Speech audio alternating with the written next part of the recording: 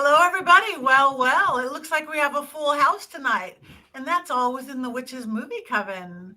Hi, welcome to the Witches Movie Coven. Everybody, come on in. I am Patti Negri. I am one of your hosts. I will let everybody introduce themselves. Heather. Hi, I'm Heather Greene, and I am an author and of a book about movie witches and witchcraft in movies, and I am excited to talk tonight about what's going on, our fun subject.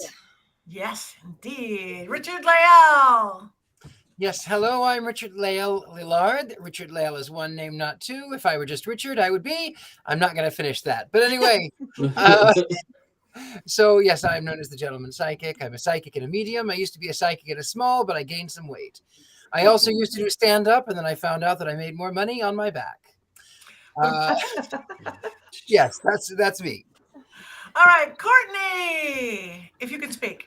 I'm Courtney Buckley. I am living my actual nightmare right now. I'm ghost bait on Scared and Alone. I work at a tour company in Salem, Mass, and I am regretting every decision that's led me to this moment. And Jason. I'm Jason Mankey. This is Mini-Me, and I've written 9 witchcraft books. And I'm excited to see Courtney squirm our entire show for a whole hour. It's going to be awesome. Oh, and happy Burns night. Tonight we drink scotch in honor of the Scottish poet Robert Burns. Happy Burns night. Though I'm not drinking scotch. All right. I am Patti Negri, as I said. You might recognize me from The Witching Hour, my regular podcast, which isn't live like this, or Ghost Adventures, or a million other different TV shows. But you guys, join us, because we're talking about Annabelle today. Annabelle, not 1, not 2, but 3 Annabelle movies. So we thought we'd bring our family members to us just to make Courtney happy. Now, one thing I know somebody wrote in, I don't even know who, like, oh, we're having dolls, we're having haunted dolls, we should do a protection spell. And we all decided we didn't need a protection spell right now. Heck, let it come. But if you are going to have haunted dolls, you probably should know some different methods of protection. So I use a lot. I do clearing, and there's lots of ways you could do methods to do clearing and cleansings.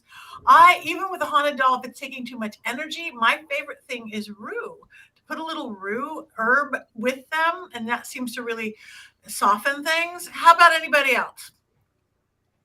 Some I really people sorry. Go ahead. No, go ahead, Courtney. I was just going to say, according to some people, the best form of protection is abstinence. So I do not own any haunted dolls, and therefore I am protected against them. This is not a doll. Not a doll. Decoration. Not a doll. It's a decoration. But you hold it like a doll. It's resting upon Black Phillip. I'm not even holding it. But it looks like a doll. Mm-mm. It quacks like a doll. It comes alive like a doll and haunts you in your dreams. And it's horrifying to look at. Dare you? It is horrifying to look at, but do not speak to it in its native language. It was made in China, according to the tag over here, and Richard-Lael has been speaking to it in its native language, and I do not appreciate that. Do not address it directly. Now, how do we know? How do we know its native language is Mandarin? Since it's apparently possessed by, a soul, that soul could speak all kinds of different languages. I want all of you to listen very carefully. I will never forgive any of you for this. Well, let's get back to protection, because I think Courtney may need some after tonight. I think you guys are going to need some from me and my not adult. I think some of the ways that I've just learned to quick and dirty is just to use a pentacle. Which is classic protection. If you're on the fly and your doll starts walking towards you and you're not ready for it, you can always work with a pentacle to protect yourself. But I love spell jars. If you're long and permanent wards, spell jars are jar magic is great in all kinds of folk magic, and I adore folk magic. So there is all kinds of ways to do it with jars, just to keep it out at least. But once your doll starts walking, that's a different story. You may need that rue, right? I actually have a story. I've dealt with all kinds of energies. I've dealt with spirits. I've dealt with things. But I was with Patti. We were in Virginia City at Paracon, and we were at I think it was the old Washoe Club. And I walked into a room and I saw this woman. She was standing there. She was in a blue dress, and she looked really intently into the corner. And I said, "Okay, I see. What are you looking at?" And I looked over, and I looked down, and I see boots and legs, but there was no life whatsoever. There was nothing. There was no energy. I was terrified. I escaped out the room. I went, no. And then I came to my senses, and I came back into the room, and the woman in blue was gone. I didn't see the woman in blue, but I turned on my phone light, and it was a dummy. It was a mannequin dressed like Willie Nelson. So it was not a doll, but it was a mannequin. Close. Willie Nelson might be a doll. It might be. If I learned anything from the skeleton key last week, though, is you could just put some brick dust around your doll, or you're not a doll, and then you'd be safe. Yeah, I'd probably cast a circle, though, like from a grimoire, because that's what they used to use to protect themselves from demons. And we all know that many of these dolls are infested with demons. Well, and if you have the time, hopefully you have the time. If the doll's coming towards you, you may not have a time for a full circle. Listen, that's my fear, Jason. If this doll, not a doll, gets up and I can't even talk. Gets up and starts walking at me, I will just beat it with my femur, and then we'll call it a day. But I did have, I just real quick, since we're talking about Annabelle tonight, Patti and Richard-Lael, you were in attendance for this. I had a very horrifying experience with another not a doll on an episode of Scared and Alone, where it was an animatronic, like motion censored animatronic Halloween decoration in the shape of Annabelle from the movie.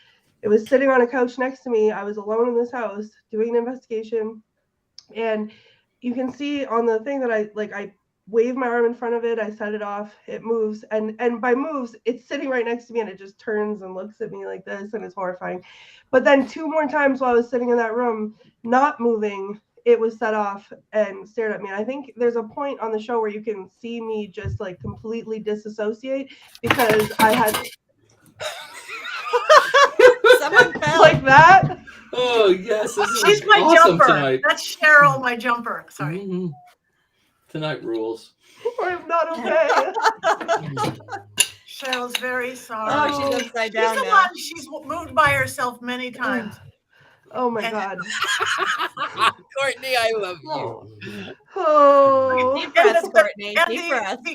the animatronic decoration you're talking about was a doll, Courtney. No, but I had to stay in that house that night, and I was supposed to stay in the same room as that doll. So there was the whole rest of the show I was just disassociated, because I was trying to figure out how can I politely say like no thank you so much, but like no thank you, I have to leave, because the not a doll came, like it was like a personal attack. It like came from me. So I don't know. I bet Annabelle, the movie, the doll, like the not a doll, it's not my favorite time. It's just not my favorite time. Rue, your salt, jumping brick doll. dust, Yeah, I gotta spell invest. jar.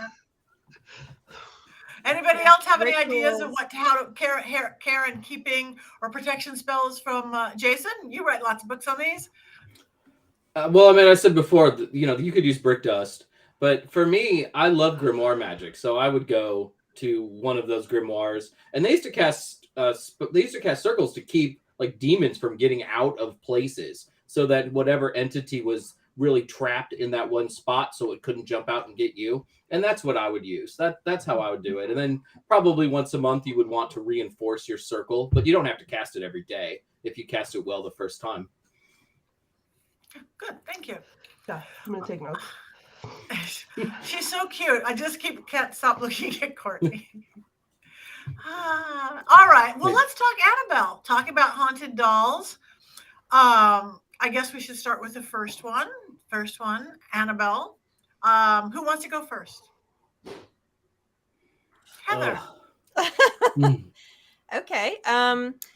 Well, just from an enjoyment perspective, I thought it was a really good horror movie. I thought it was slow enough with not a whole lot of gore that it made it interesting, and of course, it's exactly what I expected. I enjoyed The Conjuring, so this was definitely nice to see this coming out from that, and to see Annabelle.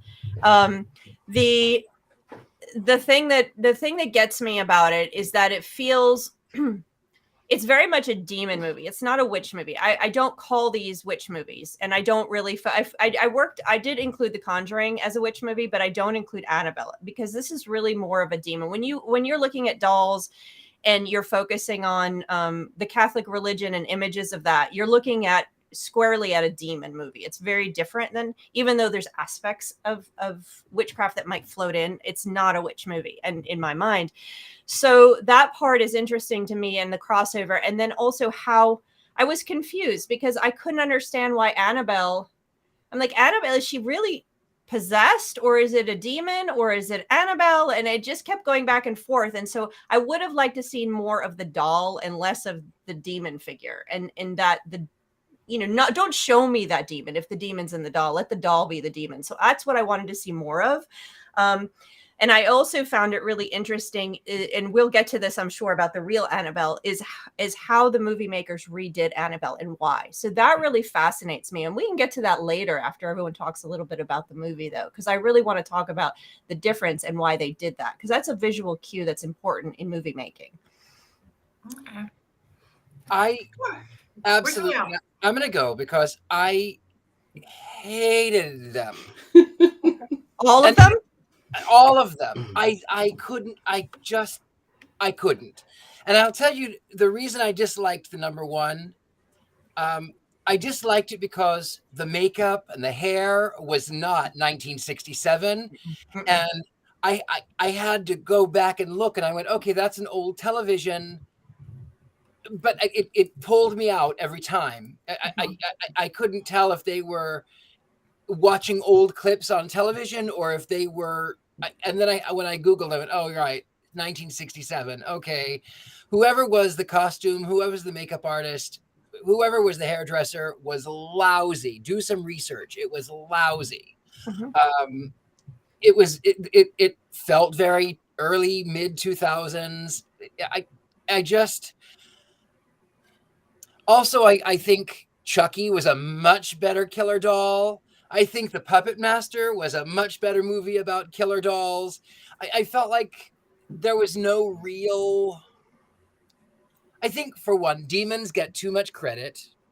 I'm a Satanist. I think demons get way too much credit. I'm in your camp here. Yeah.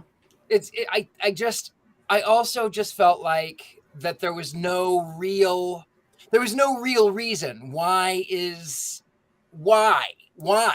Right. What does the demon get out of it? Nothing. Okay, it wants your soul. Great. Why?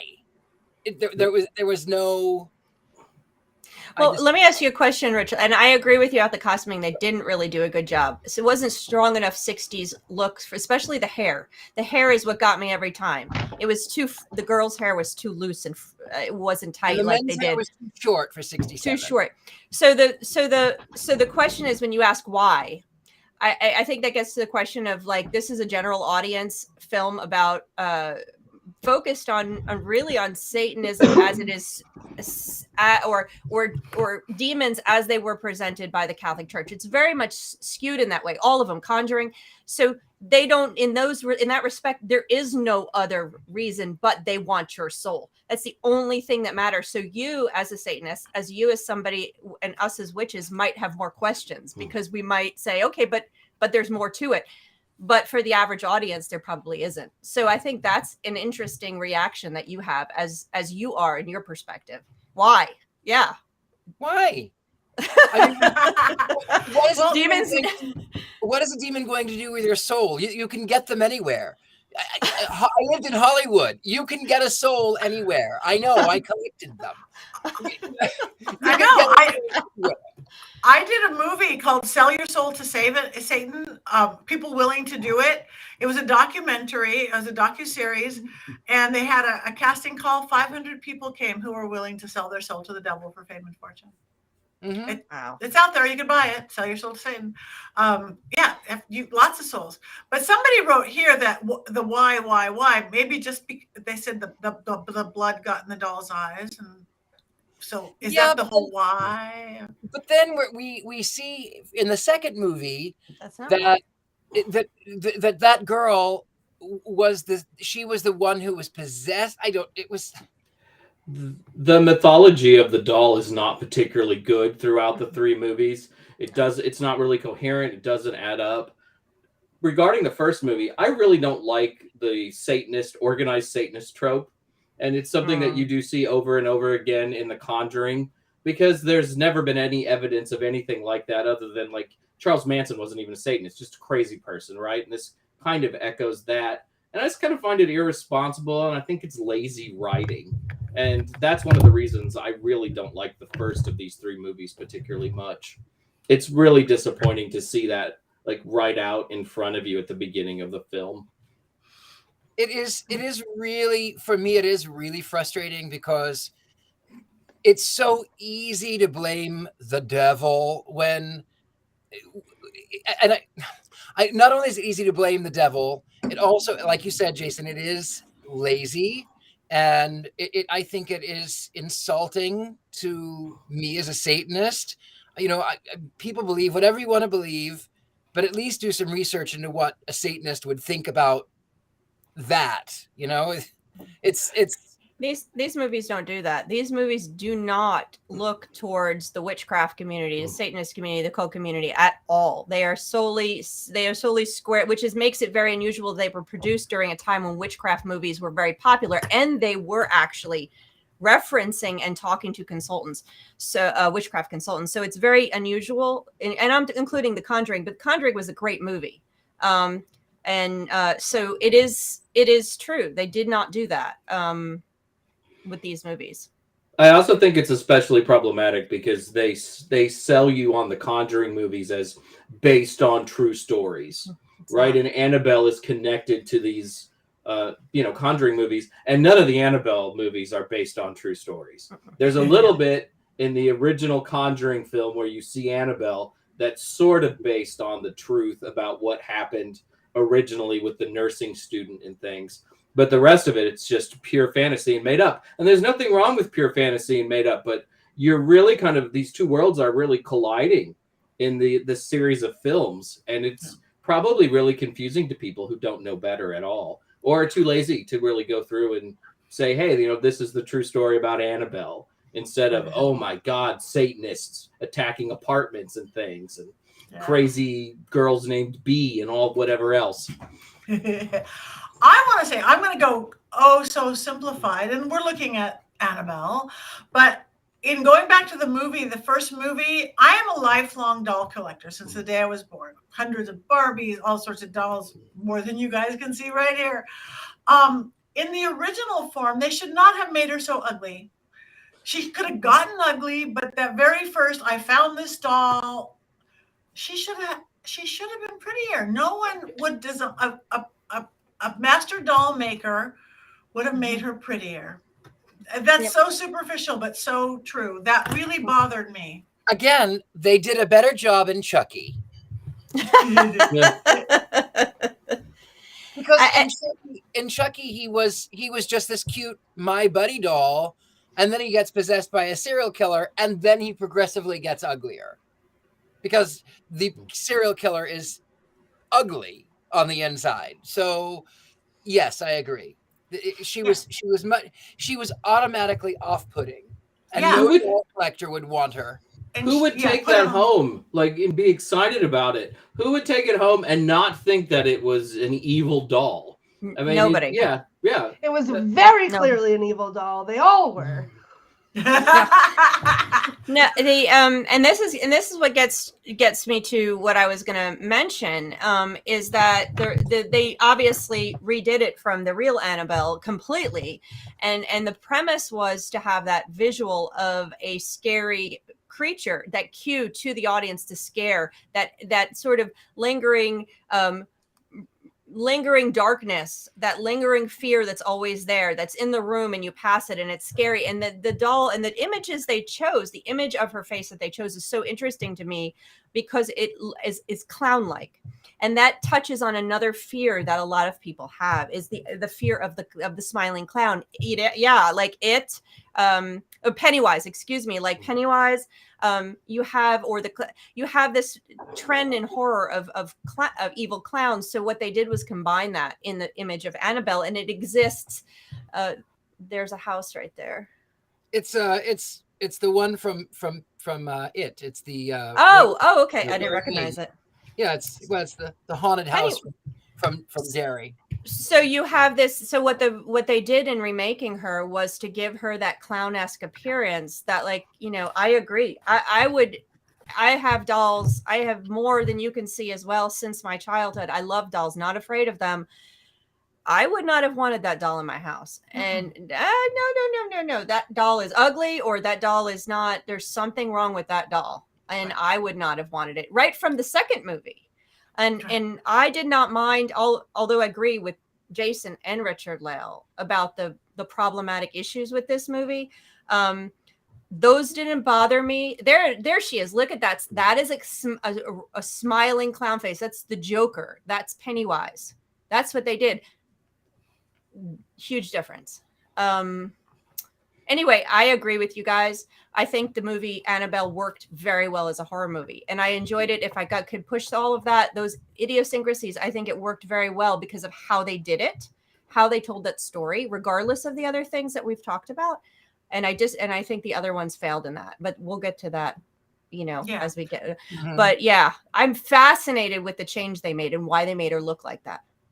Yeah, I was scared. It worked as a horror film for me. I was sitting there. I actually watched it on my TV, big screen, not under the bed with my phone, on the first one at least. And it was a good horror film for me. I jumped. What's gonna happen? I had the tension, all that stuff that you have to have with it, even though she was ugly. So this may shock you guys, but I love these movies. What? I know.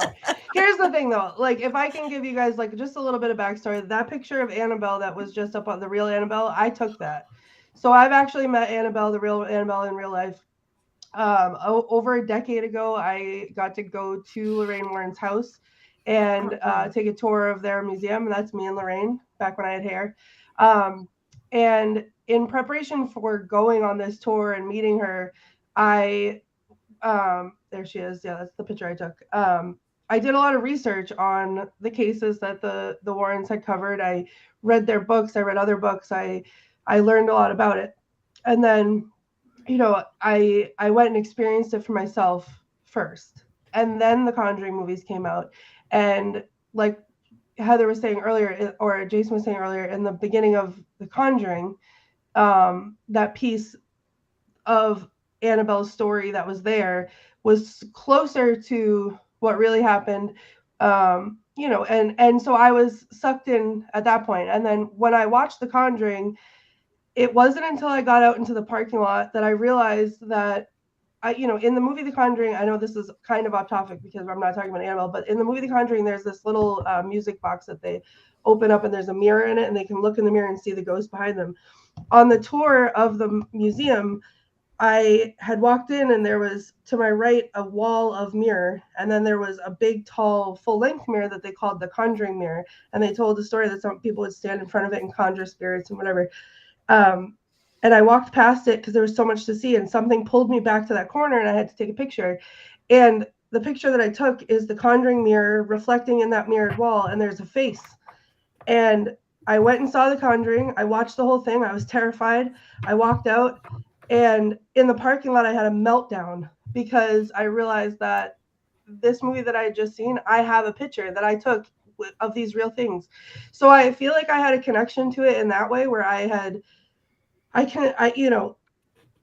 I think I just appreciated it on that level anyway. Like I had a personal connection. I had seen her in real life. The little bit in the beginning of The Conjuring was real, or close enough to real, that when Annabelle came out, I just suspended all disbelief and I got into it, and I was like, this is the doll that I saw. Like, you know, obviously she doesn't look the same, but she makes a cameo, or there's a Raggedy Ann cameo in the movies, but I think I really got into it. But then they play on things I feel like that scared me growing up, like when she was looking down the stairs and the demon was like on all fours on the stairs. That's the thing that chased me up the basement stairs every time I walked up. That's why I have to run. I can't walk up basement stairs because that's what chases me up. The scene in the basement with the elevator, and she pushes the like, that's my worst nightmare. Like it just keeps opening up. It's like a bad dream that I've had 100 times. So even though I agree with everything that you guys are saying, like it wasn't accurate. It was like satanic panic. It was, you know, whatever. It still, to me, I think because of the connection that I had to it before, like the knowledge that I had before, I was able to sort of suspend the disbelief and really just enjoy the movie. The second one scared the ever-living daylights out of me because I feel like I never got a chance to breathe during the second one because something was always happening. But these are those kind of movies where I sit like a nutcase and I scream, don't touch that, don't do, what are you doing, why are you doing that? And it's just so stupid, but it's like my heart pounds and I can't breathe and I hold my breath, and that to me is the mark of a good movie because I felt something when I watched it.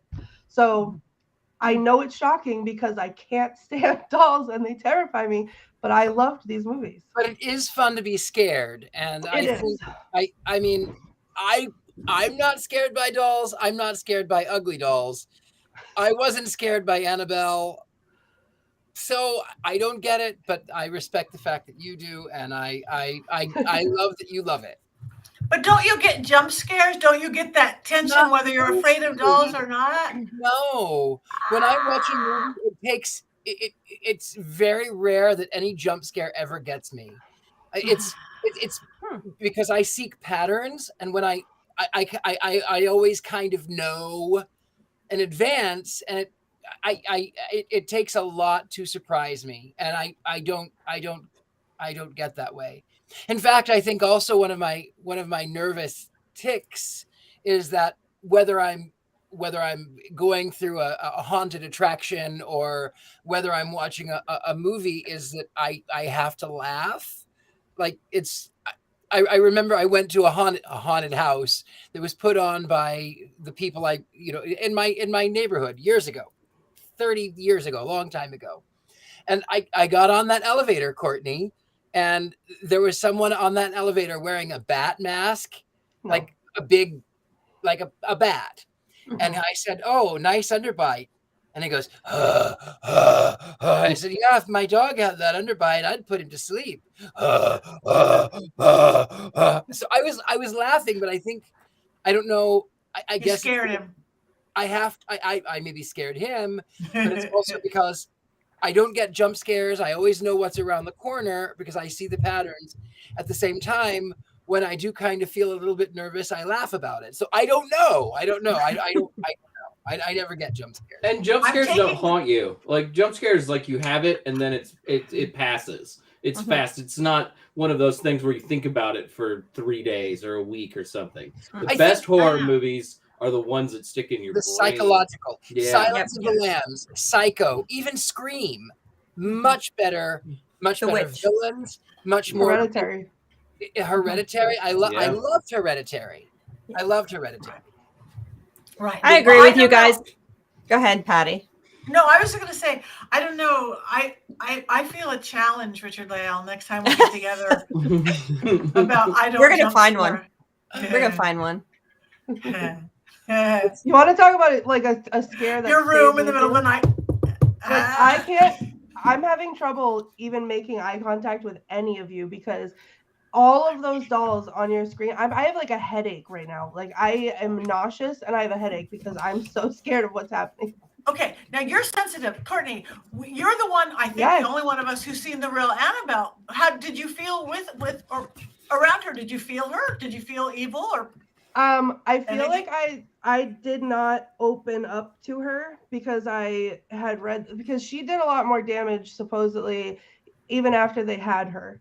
So that's why she's kept in that case. And you know, they give the warnings that they give you before you walk in. It's like, you know, they would say don't touch anything, obviously, but if anything touches you, or if you touch something by accident, like, you need to tell us immediately, because we have to stop everything. We have to get the priest out. We have to bless everything. I'm not a religious person, but that's what their belief system is, and that's so I was fine to respect that, because that was what they were doing. But it was just like they were like so serious about it. Like, it wasn't even to like, it didn't feel like it was to try to scare anybody. It was like to drill in that respect of the objects that they were holding. So I just didn't feel like I let myself connect to her in any way because of that. But there was another object, and I don't know, I can try to send a picture in real quick so we can get it up on the screen. It was a satanic idol, and I had nightmares about it before I even went. Like, when I found one like quick video of a walkthrough of this museum, and I literally had nightmares of this. And I was like, it's gonna touch me. It's gonna lean over. It's gonna fall on me. You know, and I think that I was feeling more of that than I was anything else. But there also was, they called it like the Tooth Fairy. It was a life-size doll. She was horrifying, and she had a human tooth in her mouth. It was A human tooth. Where's she rough. from? Kentucky? Yeah, it was rough. I don't know. There was all kinds of like little things there too. I'm sorry, I'm looking down because I'm trying to get this picture up so I can show you guys. But there was all kinds of little things too that just sort of grabbed your attention. There was masks that people would wear. You know, and sort of become them. Okay, so this is they called this the satanic idol. I don't know if we can see it very well, but let me see if I can. I'm going to send it to our producers and see if we can get it up. But this thing was like tall and skinny and terrifying, and I just literally, I genuinely had dreams about it. I had dreams about it before it happened. So that to me was more powerful than Annabelle in my senses. But I don't know if that was just because I was closed off or not. But to her, Interesting. I just wondered. All right, let's move it on to that second movie. I know some people said there's a little There bit. it is. Oh, there we go. That doesn't even look scary. Oh, that's cute. it's I like love nine. It's I like would 9 like feet sleep tall. with that next to me. Okay, you guys are awful. I'm terrified that you even say these things out loud. But it was like 9 feet tall, like towered over you, and it was like really skinny. And I don't know, I didn't know the story behind it before I saw it, but it was like it like crawled into my soul and like froze me from the inside out. That's the only way I can imagine it. But I had to like give it like the widest berth because and that's the Tooth Fairy actually right behind him. That little black thing with the green face behind him to the right.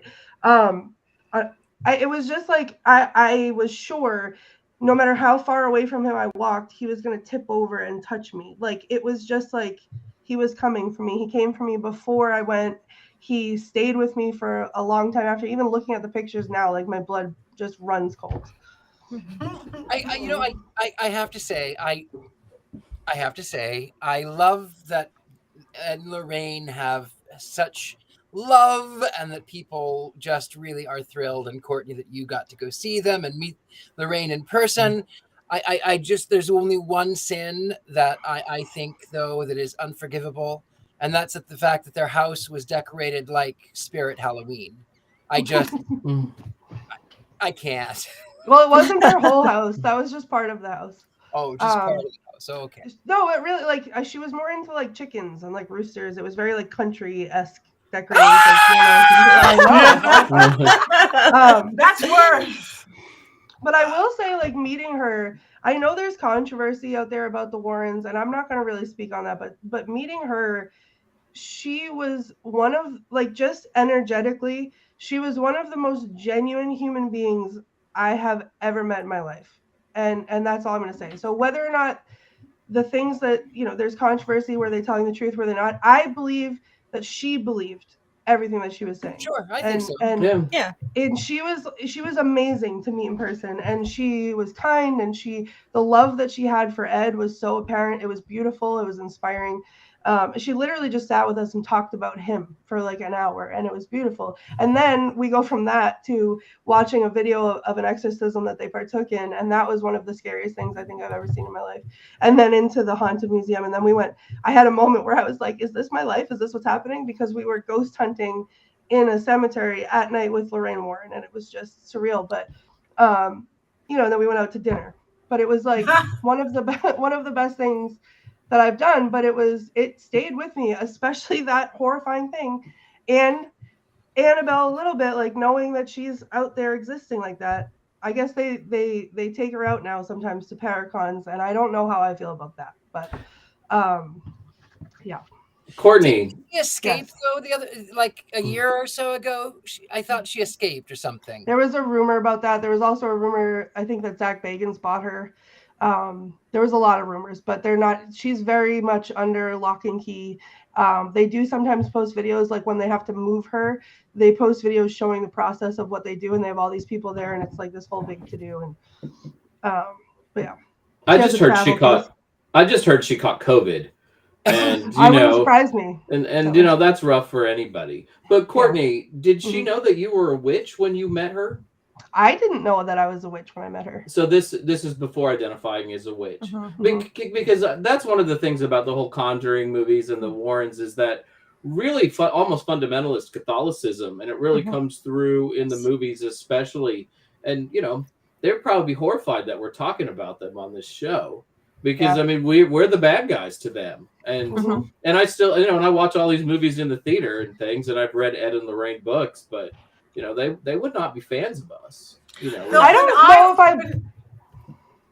Sorry, go ahead, Betty. I was just saying, though, when Richard-Lael and I last year at Frankie Frank's Paracon, we were with some people from the Ed and. I said that, I go, is all the exorcisms you do Catholic? What if it's not a Catholic? And they said no, that they were having people like witches and other people go in and do it. Now somebody else told me that group we saw, they weren't the right ones. They were some auxiliary group, but that's just humans being humans. So whether that's true or not, those two guys, I don't even remember their names, that we were with, they seem to think that there was more openness now. Whether that's true. I can tell you just from the brief meeting that I had with her, and not that I, got to know her in any depth, but just energetically what I picked up from her. Like I've said this before, and it's going to sound weird. I don't believe in Christianity. I don't believe in the Bible. I don't believe in God. I don't believe any of those things. But if there was ever a human being on this earth that was touched by God, it was her. Like she was so just like genuine and pure that I can see her not believing in what we believe, but I can also see her just accepting us for who we are. Like she just wouldn't have, it didn't feel like she cared too much in person. Like it's very dramatized on TV and whatever, but, and I don't know, maybe that was just towards the end of her life. Like she came around to that, but like, I get the different belief systems and I get all that, but like at the end of the day, like, down to whatever, it didn't feel like she would have cared.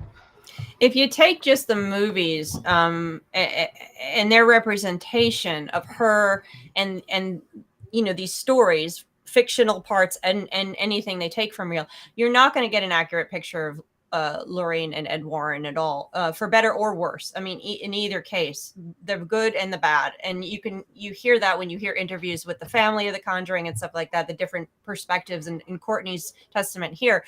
So I think the movies really feed off of, I think you mentioned it earlier, Jason, that Satanic Panic, or maybe it was Richard-Lael, they're feeding off of those. And that's what makes it so unusual that they came out when they came out. Because these came out during a period, again, I said it earlier, when witchcraft movies were getting really hot. And when I say witchcraft movies, I'm talking about American Horror Story Coven TV show. I'm talking about Salem, which was a totally different type of take on magic then. This is as that cycle shot up, and a lot of these movies that we were seeing at this period of time did have positive views of witchcraft, or at least nuanced views of witchcraft, including how they interact with Satanism or other forms of magic. So to have these movies plucked into the middle of that is very strange, because they do have that sort of fundamentalist view. But The Conjuring is a fantastic horror movie. And I think Annabelle and the ones after that just were ways of capitalizing on its success one after another. Hollywood loves to do that. And Annabelle, I think, was the vehicle for another horror movie more than anything else. I don't think they were trying to tell Annabelle's story in any way, shape, or form. I think of course she not. was the vehicle to make another horror story in that vein. Annabelle, for me, worked solely as a horror movie. I did not like Annabelle 2. I don't like when they get too gory. I think when they do the gore gratuitously, it takes away from the story. It doesn't scare me. I just go, I don't want to look at that. It's unnecessary. For even, like you guys said earlier, some of the best horror movies are more psychological. Yeah. So you don't need to see it. You don't need to see the devil baby in Rosemary's Baby. Rosemary's Baby. Thank you, Jason. You don't need to see it, and you don't need to see it. That's what makes it so creepy. Right. I think the second movie is a huge improvement over the first movie. I disagree. I agree. I thought it was running kids. I think the kids with a doll makes sense to me. I thought that there was finally a reason for maybe why this doll looks as creepy as this doll looks. Yeah, I found it. I also didn't find it boring. I found the first movie pretty boring, and the second one was really captivating. It grabbed my attention the whole way through, and I do think there were some scares. It's not like you sit around after you're done thinking, "Oh my God, I'm so scared," and I won't be able to sleep tonight. But speak for yourself. Yeah, but I was entertained. Wow. Right? Yeah. I had just the opposite reaction. I halfway through, I was like, there has not been one murder yet. She hasn't killed anyone. What am I watching here?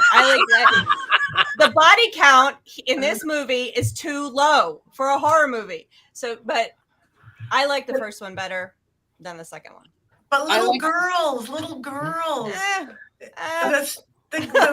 with the polio and I like because they actually brought personalities into these. But I didn't understand. Now the demon was possessing the little girl, the doll, and then he was walking around, and then he was in the scarecrows. I'm like, are there more than one demon? Is this like an alien and then aliens where we have multiple demons, or is this one demon that split himself and his energy is in control? I was so confused. I'm like, okay, so that is a good point. Yeah. They're certainly not perfect films. It's certainly not a perfect film. It's just I just think it's better than the first film. I'm with Jason. Fair enough. I think it was better, and the costuming was better. So the hair and makeup, the costuming was better. I could forgive a lot more because I was immersed into that 40s, 50s feeling as opposed to when is this supposed to be? So I by that aspect, I thought it was an improvement, though overall, you are right, Heather. Yeah, you're right. Yeah, we got to have a body count. Where's Ice-T? We got to have a high body count. See, I think that like I know, Heather, you don't like the gore. I don't like gore for gore's sake either. I felt like the gore in the second Annabelle movie was for a reason. Like I felt like it was very theatrical, like not theatrical, like cinematic for me. Like when the whatever her name is, the mother, and she was strung up, crucified, and half of her body. I thought that was tasteful, but like appropriate for what was happening. And this sounds, I can't believe I'm saying this out loud, but I enjoyed looking at it because to me it was part of the story. Like it kept me in the story. It wasn't like a slasher movie, which I enjoy a slasher movie from time to time, but it was, just blood spraying everywhere for no reason. It was very like, what's the word I'm looking for? Like it was staged that way as part of, I'm having a COVID brain moment. It was essential to the storytelling. Yeah, it fit to the story, I think. In the same way that like, and again, to get off topic, but like Midsummer, the gore in Midsummer to me felt appropriate to what was happening.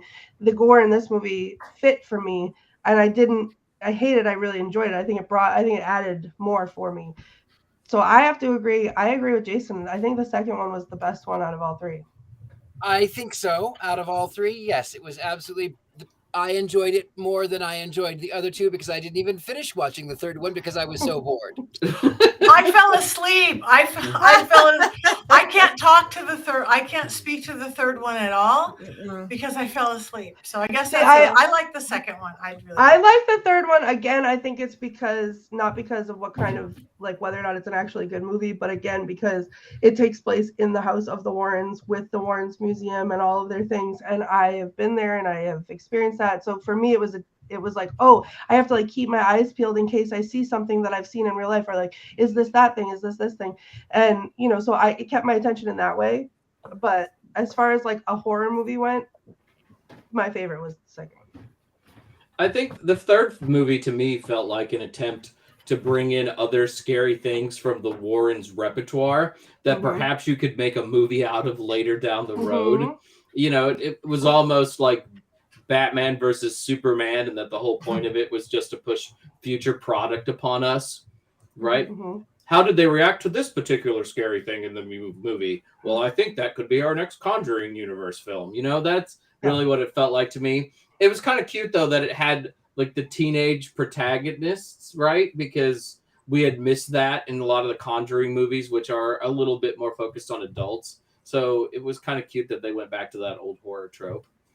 I'm coming over to see my girlfriend who's babysitting, you know, that kind of thing. That was actually one of the reasons I hated it.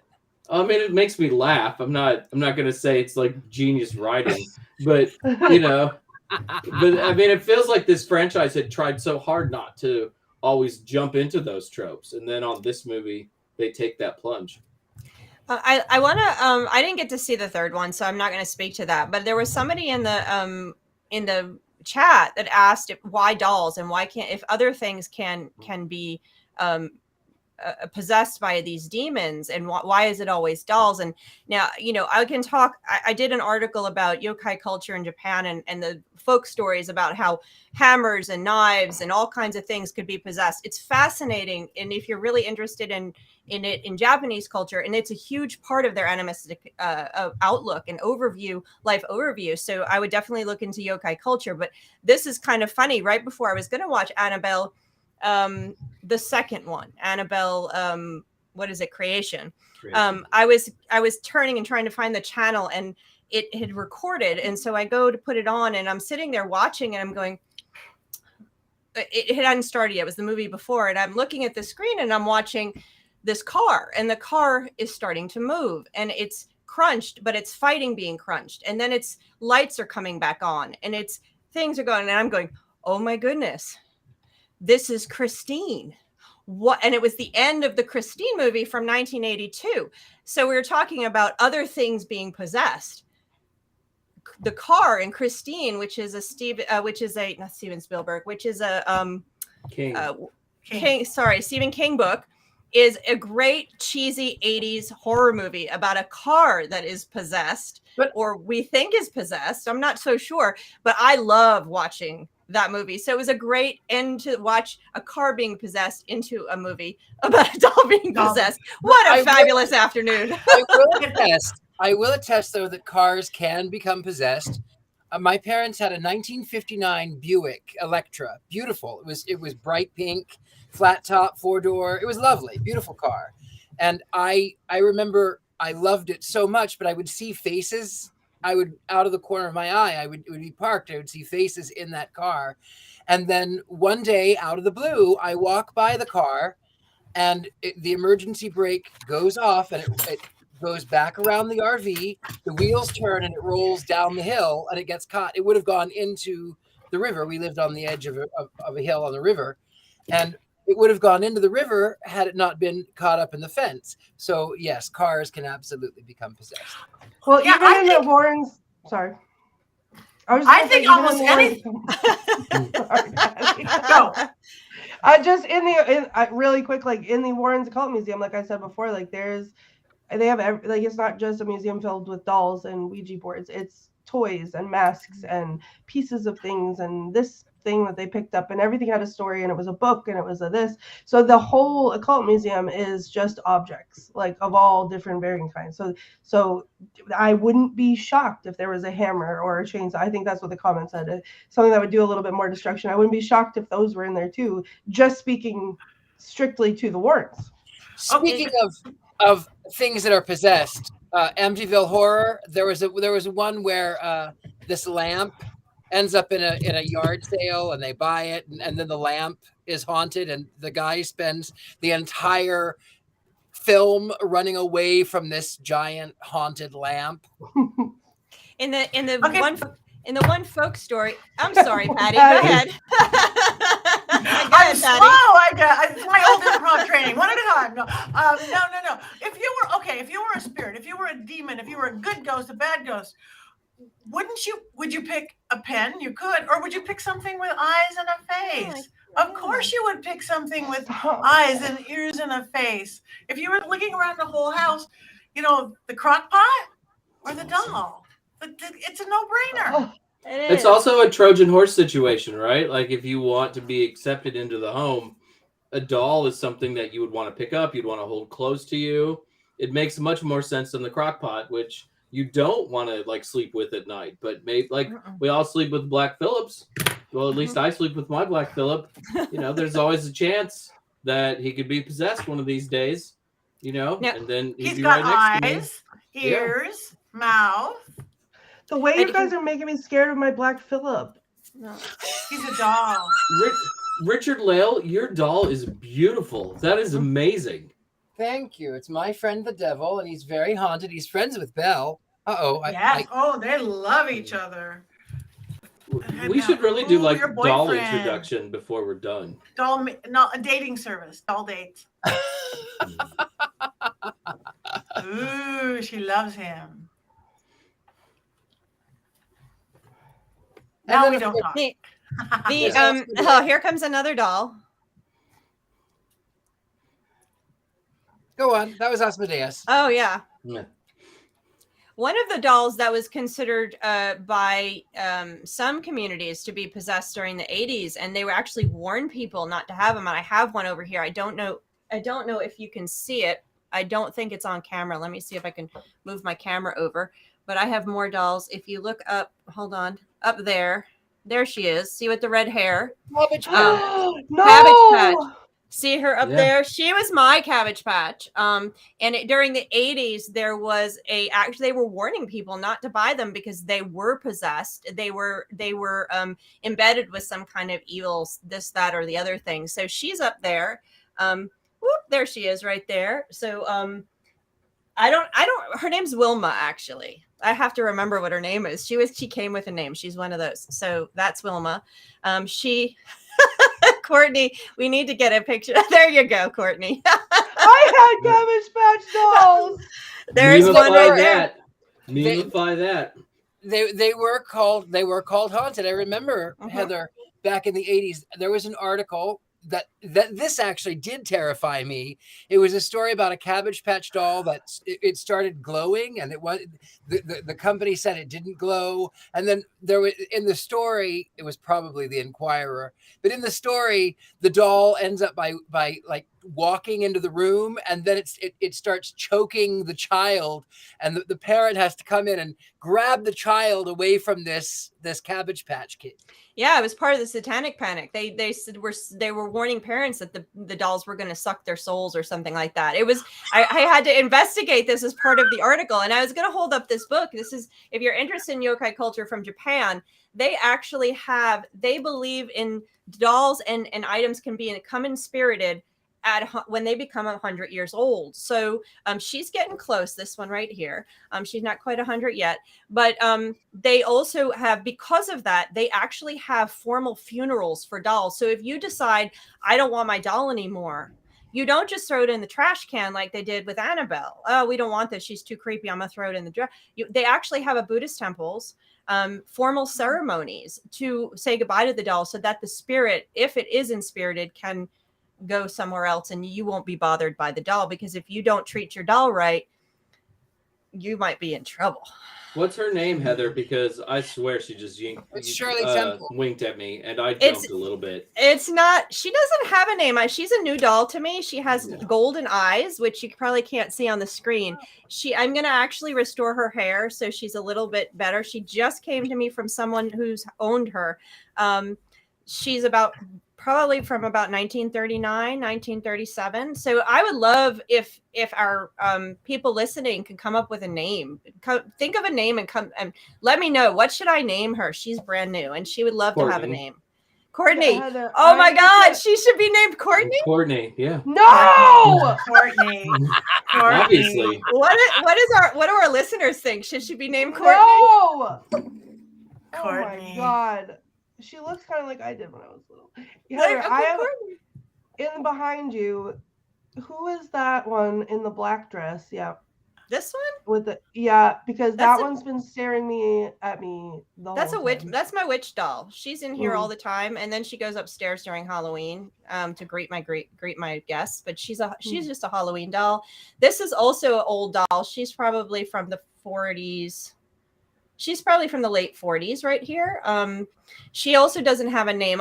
Some of these dolls don't have names. I've got my Harry Potter doll. I got Princess Leia. I've got Marsha.